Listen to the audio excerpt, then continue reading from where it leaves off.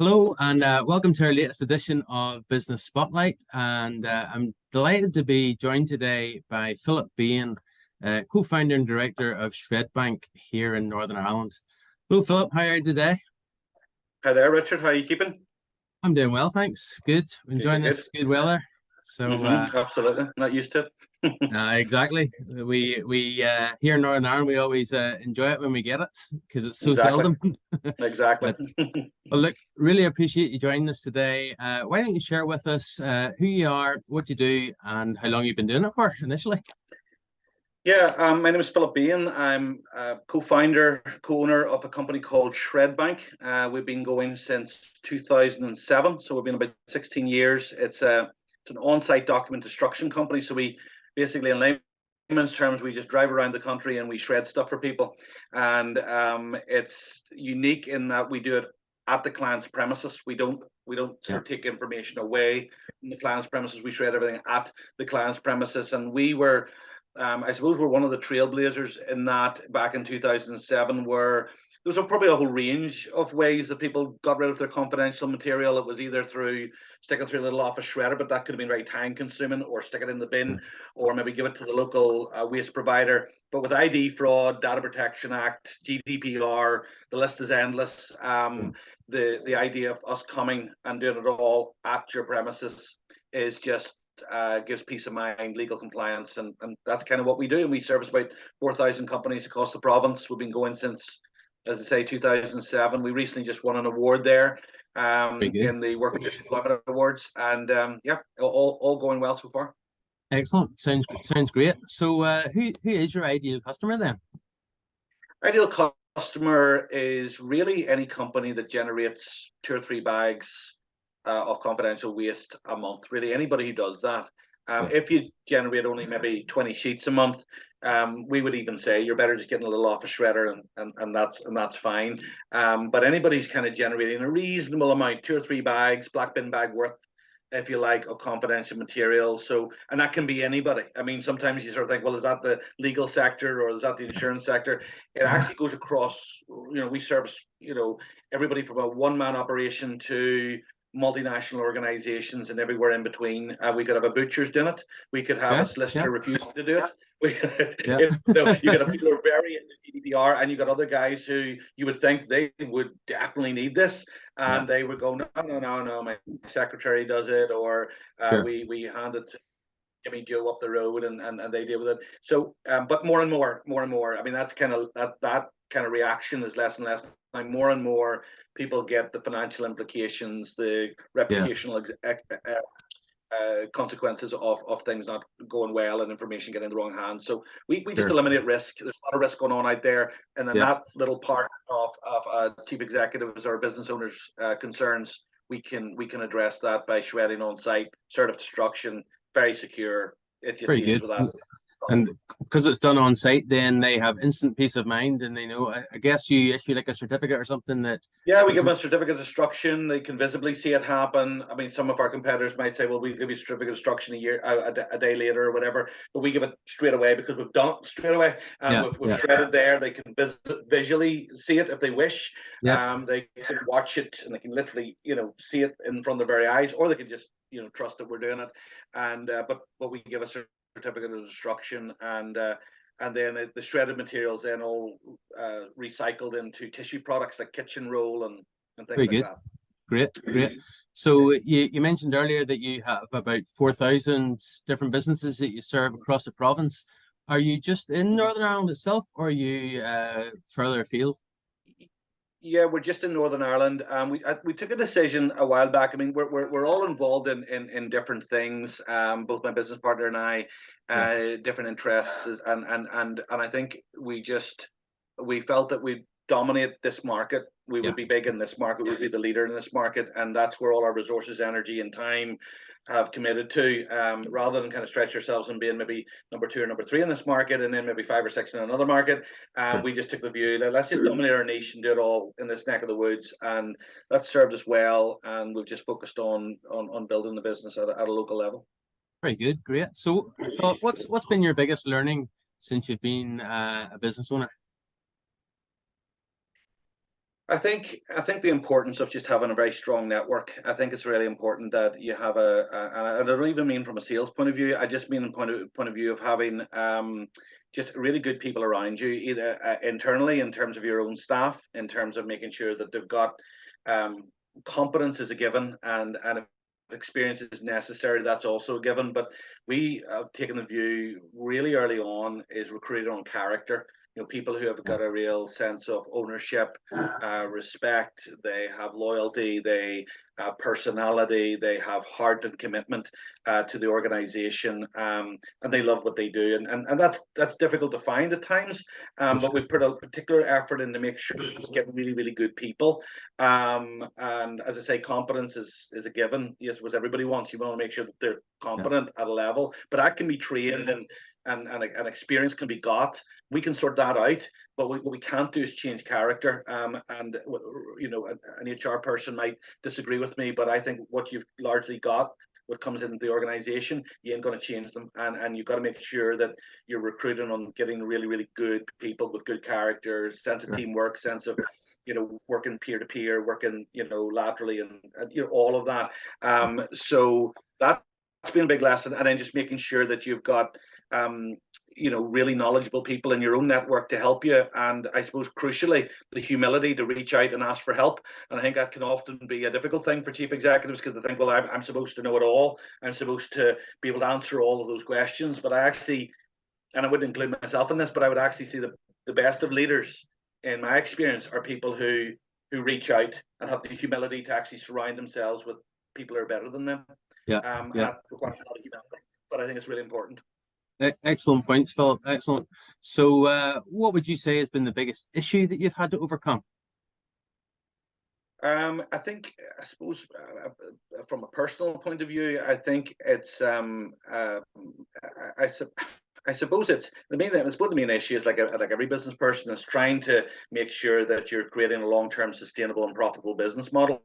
I mean, that's fundamentally what we're ultimately about. We don't want it to burn out after 2 years, and we want it to be profitable. And I think what we've, as entrepreneurs, what we learned fairly early on was that I could be looking at the sales numbers, and my business partner James could be looking at the bank and the supplier invoices, and we can kind of have a sense in which we think we sort of know roughly where we're at financially. But back in 2012, we realized that we know a few figures, but we don't know the full picture. And it was something that I think a lot of business owners and entrepreneurs, as time has gone on, it's amazing how little we actually really know about is this business building cash or is it reducing cash? It may be profitable, but there may be a lot of stuff going into that balance sheet that's not coming out in the P&L. And next thing you know, you maybe got a lot of assets, but you're run down your cash reserves and whatever. So we'd learned that lesson back in 20. It wasn't anything serious. I think we were fine, but I think it just became apparent that as the business has grown, we also need to scale, not just in terms of staff and trucks, but we need to scale in terms of dealing with a more complex organization. And I think that's the issue that I think a lot of us grapple with. We want to be entrepreneurs, and we want to have a small and nimble organization operating with that kind of gut response and gut reaction way that we used to do things, and back of the beer mat stuff, and whatever you think type idea. But as the business has got larger, you've got to be a little bit more robust and rigorous, and I think that's been the issue. And I'll give a very simple example of what I'm talking about. From that point on in 2012, we got monthly management accounts. It's just most entrepreneurs will say, I can speak to my accountant 6 months after year end, and he tells me how much tax I have to pay. End off. But we realized that if you want to be a serious business, knowing and have a long-term, profitable, sustainable business, then you've got to have monthly management accounts, and you've got to have a conversation with your accountant every quarter to say, right, what's the state of things? Are we building cash? Are we being profitable? Could we reduce anything here? Could we increase anything there? Just a good analysis of where we're going from the numbers point of view, so that at the end of the year, you know exactly where the business is at, rather than 6 months at your accountant's office after the year end, which is way too late. And all of things could happen then. I don't know what it is, but a lot of accountants still in this neck of the woods still follow that principle for the businesses that they serve. I'll chat to you 6 months after year end, and I'll tell you what you have to pay the tax on. Whereas you got a lot more nimble accountants now coming into the market, tech accountants I call them, where they really want hands-on, day by day, understanding and analysis of where you are financially, and I think that's the way to go. And that's certainly the lesson we learned 10 years ago, and we're thankful for that. Excellent, excellent. Like, that's really great sharings, and I know that our community will really appreciate some of the information that you're putting out there. So, for yourself, who inspires you in business? Who would you have looked up to in the past? Yeah, I suppose I probably say this in most of the talks I ever do on business is my father. My father was funny enough, even though I didn't take after him in this regard, he was a chartered accountant, and he had got involved with, in the early 80s, a hotelier who was expanding quite rapidly across NI, ROI, GB, and North America.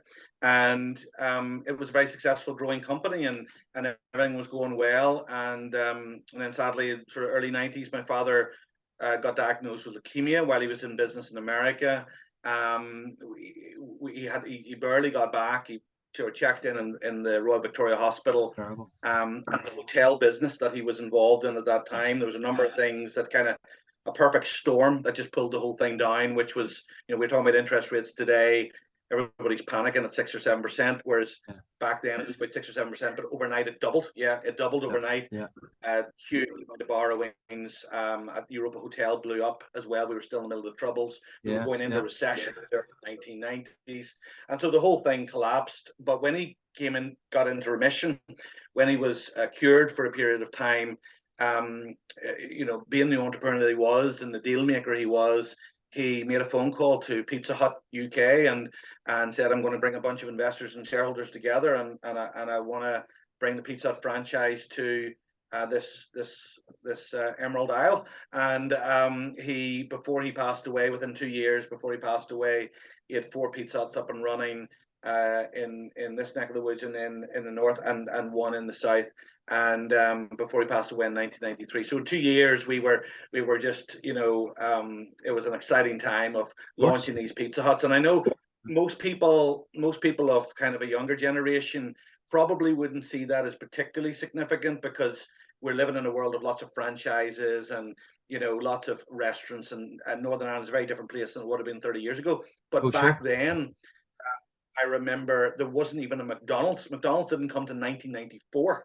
I think we had, and that was about the height of it, and Burger King at based in the City Hall. That was the end of it. And people didn't go to destination restaurants. They didn't go out to family dining thing. We didn't have all the development of Belfast and all the rest of it. The cinemas, I think, were just about opening. The big multiplexes. And so it was a real trailblazer thing to do. Recession, troubles, and he was also going through his own struggles in terms of, am I going to get cancer again and whatever. But he managed to get investment from a venture capital company, which again is just unheard of back then. Now, you hear about VC and left, right, and center, but back then it was just so rare. So he was my inspiration. Totally. Anytime things go bad, I kind of think, well, he was able to navigate through that. He was able to continue on and have that positive approach of there's always a way around it. There's always a deal to be done. I always used to say, like, Dad, how are you gonna get around this one? How are you gonna do it? There's always a way around it. There's always a deal, and that positivity, it was a big inspiration for me. Oh yeah, no, that is truly inspiring, because I didn't know that your father had been involved in bringing Pizza Hut here, but as a kid, I remember, the only place you could get McDonald's was in Dublin. There wasn't one in the north. And you got some. I remember there was guys who would have went to like on a Sunday night or something like that. They came out of church or something, and they would have drove up to Dublin to go to McDonald's. But there wasn't even the bypasses then, so it would have been a 3-hour journey to Dublin. Through every village. Yeah. That's right, through Drogheda and Dundalk and whatever. So it was just a different world, where access to money was not the same. Interest rates were huge. You had a banking sector that would have been much more conservative. and yet somehow convinced, and he didn't have any, through the chemotherapy, he had no hair. And so he was going to these venture capitalists, and he was going to Pizza Hut UK, which was owned by Pepsi and Whitcoat, or Whitbread at the time, and somehow managed to convince them that this guy's somebody we can put money into. Incredible, and it's just something that it's been an inspiration to me from, well, for forever.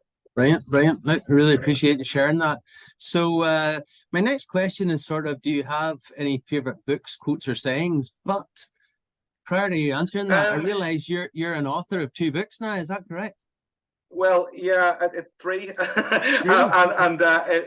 it's Start to Grow, Start to Lead, and Start to Grow Again. Start to Grow Again was kind of written during the COVID crisis, of how you kind of relaunch and you revitalize your business. I was talking about this the other day. I'm actually not a particularly good reader. I give this story that years ago, this lady a friend of mine gave me this really, really good book that was a 1994 bestseller, and I think it was called The Day After Tomorrow or something like that. Yes, and I never read a book from start to finish. I always go to the last page in the book to find out how it ends. So I'm like the worst reader ever. So I mean, I think, to me, I think you draw inspiration and knowledge from a whole range of different sources. What I find, is a lot of times it is, if I even hear something, maybe in listen to an interview, for example, and somebody might just say something that really just strikes me, and I would have put all of that in the book. I mean, there was one time I was watching, the channel Bloomberg, and I remember this guy was being interviewed, and I don't know what it was about or whatever, but he just said something that was really, really interesting. He said, Pride breeds arrogance. Arrogance breeds complacency. Complacency breeds egotistical behavior, and egotistical behavior leads to downfall. And I thought that is so insightful, because you look at, whether it's in politics, whether it's in business, whether it's in government, when somebody has pride, they then behave arrogantly. Then they become complacent. They know that they know it all. They don't need anybody. Then they become egotistical, and then it leads to downfall. And it happens right across the board. And we made the point about humility earlier on, and humility to reach out. The opposite of pride is humility, where you ask for help. So whenever I have that sense of maybe pride, which we all have it, I think to myself, well, I know where that will ultimately lead. Pride, arrogance, complacency, behavior, and downfall. So I kind of draw from the most randomest of places and the random of things. But I'm inspired by so many different things. I can be inspired by. I can be inspired by looking up at the stars at the night. I could be inspired by watching some random thing on TV. That's how I kind of do it. I don't have the discipline, the patience, and maybe even the intelligence to read. So I just, it's more observation. I would doubt that, but my wife rarely reads a book from cover to cover. She very much dips in and finds a nugget that actually resonates with her at that point in time, and then into another book, and there's a nugget there, etc. But no, all of that's great. And look, I guess that's how Action Coach functions as well, because we work well with people who realize they need to be humble. They don't know it all. They do need to reach out for help, or they do need to be coached. And one of my colleagues, she's a big fan of Beyonce. And like Beyonce would be one of the people who is at the top of their industry, yet she has multiple coaches around her, whether it's for the dancing, for her voice, for her health and fitness and things like that there. So really interesting points that you're bringing out there, Philip. Really appreciate that. So what would you say to someone thinking of going into business today? I would say, if I'll probably give the answer which I gave to somebody a while ago, who had said, should I go out on my own, whatever. And I would have said to them, they were currently in employment at the time, and I said to them, look, only do it when the thought of working for somebody fills you with complete and utter dread. When you actually just go, I just cannot work for that person anymore. I cannot be the person that I know I can be in this environment, in the constraints, if you like, that employment could be bringing to me. But that's when you do it, when you really crave that freedom, power, control. And the reason why I say that is because, if you go into a business, as you know, as I know, as many people know, when you start a business, you're not going to make any money. So you're not going to be that motivated 6 months, 9 months, 12 months down the line when you're not making any money. If money was your motivation, then you're going to be in big trouble, because you're going to be looking around in half a year or a year's time and go, I'm not able to kind of take as good an income as I did when I was working for somebody.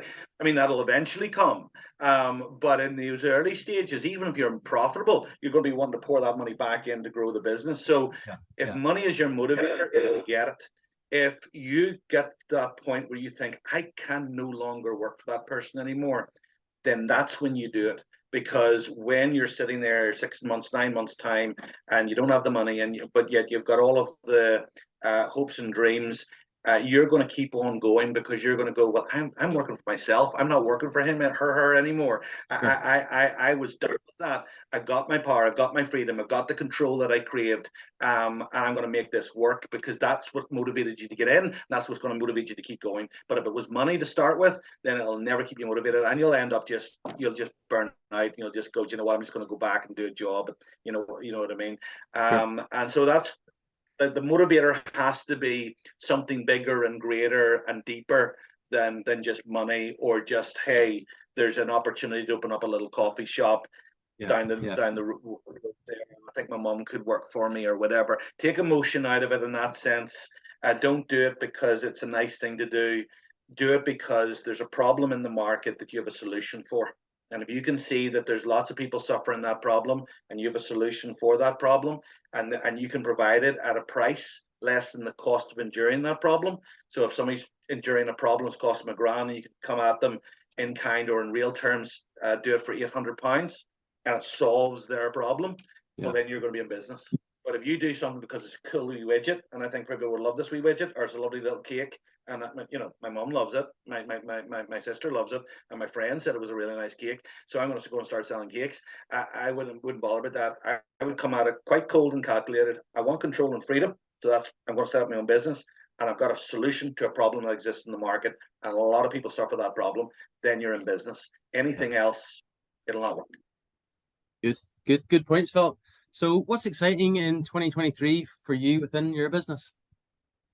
I think incredibly the exciting thing is growth, and I say incredibly really because we're shredding paper, and you would think that paper is on the decline, but in many ways people I think are trying to do less paper, but in a way that means our service is actually, in a sense, a real help to them. So what I mean by that is, if you're a company that employs, I don't know, 20 people, and you say, I want to be a paperless office, in order to be a paperless office, ironically, paradoxically, you're going to want to use a shredding company more, because you're going to want to operate clean desk policies. You're obviously going to want to scan everything, and if you scan it, you're going to want to shred it. If you don't have filing cabinets because you want to be paperless, you've got to obviously be shifting the paper, scanning and shredding, or storing, or so the paperless. The hunger for it to be paperless actually gives opportunity for ShredBank to facilitate that for a lot of organizations. So I can go into some of our clients, and because of our paper bank system, so we've got these units that go into the offices. Yes. They're provided free, and then you put your confidential documents into those units. Just drops into a locked, secure unit with a bag in it, and then we come and shred it on site every 2 weeks, every 4 weeks, or whatever. And that gives you your regular on-site mobile shredding. So people are sort of, well, I've got to have a clean desk policy, so they're taking their manila folders, and they're taking their hardback diaries, and they're chucking it into the unit, and then every 4 weeks we'll come along and we'll shred that. So paperless is maintained.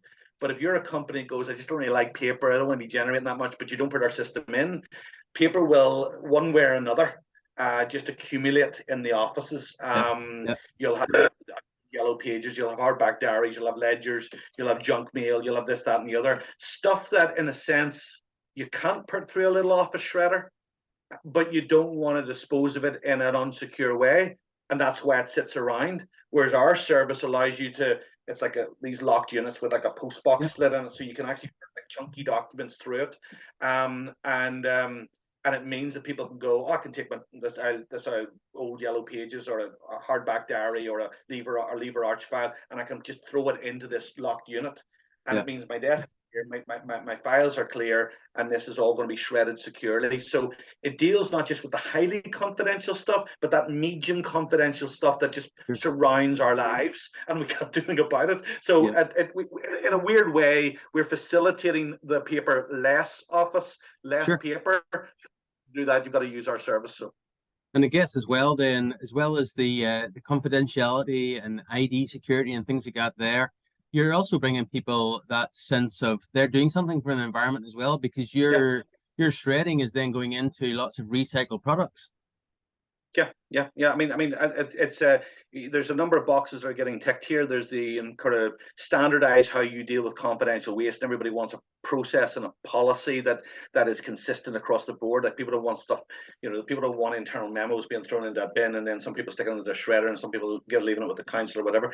So we standardize, we bring legal compliance with GDPR legislation, we prevent ID fraud, and also the environmental piece, which is huge at the minute. That that is also a stream that is heading towards a recycling process that protects the environment and does their bit. So it's ticking a lot of boxes, and it's providing a service that people ultimately, it is a problem when you've got 100 boxes, and for GDPR purposes, the right to be forgotten or whatever, you can get rid of that 100 boxes. You can't keep that anymore. It's not no longer an option. That's expensive to keep, because you got to have extra room space and storage these or whatever. And then there's the security issues around that. But if somebody can come along and do those 100 boxes in an hour and a half and shred it all completely empty, gone, and know that the truck has done it all on site, you can visually watch it if you wish, start of destruction, problem is gone.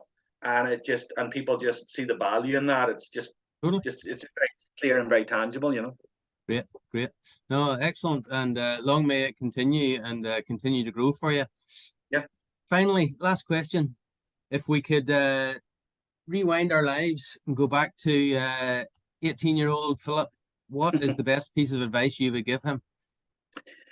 I think it would go back to maybe a sort of a development on the networking thing I talked about. I think the importance of not just building relationships, not just developing relationships, but holding on to those relationships. I think you get this as we all know, as you get older, it's very, very hard to maintain and sustain, all of those relationships.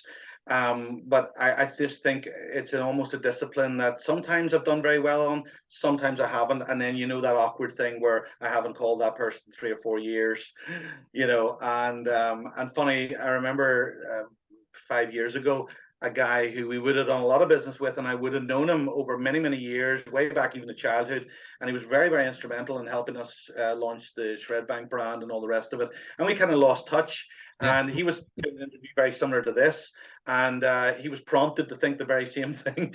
And he actually gave me a phone call, and we met up, and it kind of just reignited that relationship. Not that we would see each other every week since then, but it just kind of got that back on track again. So if I had to say to somebody to attain, I would just say, have the proverbial black book, and just maintain, have it almost in a disciplined way, not necessarily always enjoying it, but every 6 months, touch in on that guy or that girl, maintain those relationships, because and it's not just because there may be a valuable business opportunity in the future. It's just because it's the right thing to do. There's so much that deteriorates and degrades over time that a good relationship should be sustained and looked after. So and then obviously there's that person might be a sounding board, that person might be a client, that person might be a business opportunity. That's secondary, third, but the first primary is just to keep those relationships. Great. No, excellent. Look, really appreciate all the advice, wisdom, and just the general experience you've shared today. Really appreciate your time, and once again, thank you very much for being on the Business Spotlight. Thank you for the opportunity again. I really do appreciate it, and hopefully it has been useful to you. Thank you so much. Very welcome. Thank you. Thank you.